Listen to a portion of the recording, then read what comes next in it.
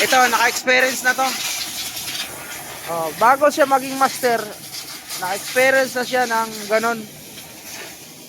Minsan kasi yung spark plug, pag mayroon ng hindi maganda yung supply ng kuryente, lalo na pag nailabas at tumutunog, pag nakaamoy ng gasolina yan, sigurado yan. Yan, malinis na. Pinawasin ko na. So, hindi man natin inasahan na habang gumagawa yung aking mekaniko, kasi ako din nagagawa din ako sa SkyDrive basta kayo isang mekaniko. Yung isa naman sumigaw na lang na nagliyab na yung ginawa niya. Yun, pamalitan natin yung nasunog. Tapos yung ibang wire na natin, wirings natin. Tapos ang babayaran lang ng customer, yun lang carburetor, kasi ang target kasi niya, palya-palya yung motor niya. Carburetor talaga papalitan. Nung pagpalit ng carburetor, yun, nagkaroon ng problema. Mayroon pa lang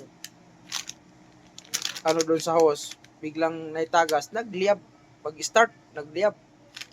So, buti nagapan agad. Habang ako tinatanggal ko yung tangke, dito lang tayo matranta, habang tinatanggal yung tangke, nilalaro natin apoy, kaya hindi masyado malakas.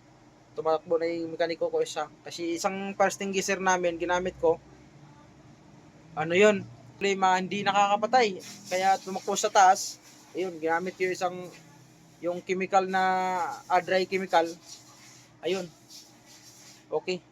Ito yung ginagamit natin na dry chemical. Ito, ang bilis talaga niya, patay agad. Pero yung isang ginagamit natin, ito yung ginagamit natin, una. Ito, dalawa kasi yung farsting geyser ko. Ito kasi ginagamit sa, nakalagay kasi not for electrical. So, siyempre, gasolina, galing sa gasolina, papunta sa electrical. So, ginamitan natin ng ito, hindi to pwede sa electrical, kaso yung gasolina kasi nagtagas na. So, hindi niya kaya napatay. Hindi niya nakaya napatay yung apoy. Kaya, ang ginagamit natin, dito. Ito, nagamit natin, yung dry chemical, wash out agad. So, habang tumakbo yung aking mekaniko, na kinuha yung farsting geyser isa sa taas, kasi dalawang farsting geyser ko, baba at saka taas, sa bahay at saka sa bahay ko at saka sa shop, tinakbo sa taas.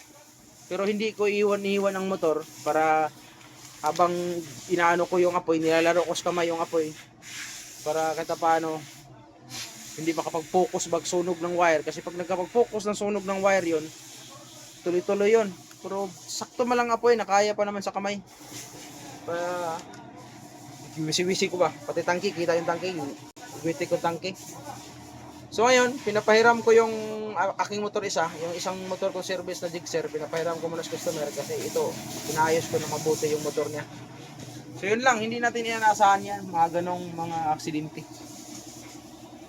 Kailangan lang maging concerned tas motor din. Ayusin din natin ang mayos, okay?